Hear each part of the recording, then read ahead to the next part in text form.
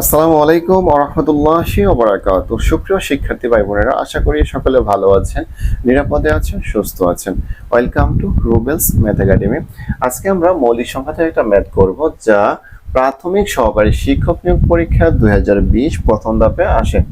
বলছে নিচের কোনটি মৌলিক সংখ্যা, নিচের কোনটি মৌলিক সংখ্যা। কোশ্চেন শুধু এটাই। তাহলে এখানে চারটা অপশন দেওয়া আছে, আমরা অপশন থেকে অঙ্কটা সলভ করতে পারি। তাহলে প্রথম দেওয়া আছে যে 9, তাহলে কি লিখতে পারি 9, 9 কে যদি আমরা কি করা যায় ভাগ, যেমন 3 গুণ 3 দিলে কত আসে, 3 তিরিকা 9।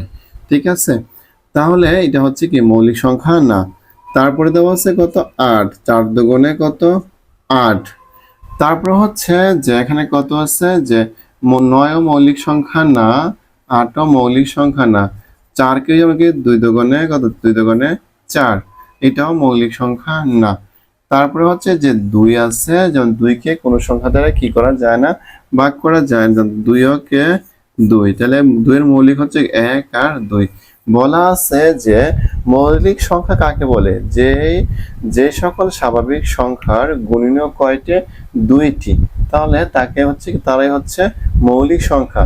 তাহলে যেমন 2 এর মৌলিক সংখ্যা হচ্ছে কি 2, 2 একটি মৌলিক সংখ্যা, কারণ 2 এর গুণনীয়ক হচ্ছে কি 2 আর হচ্ছে 1। আর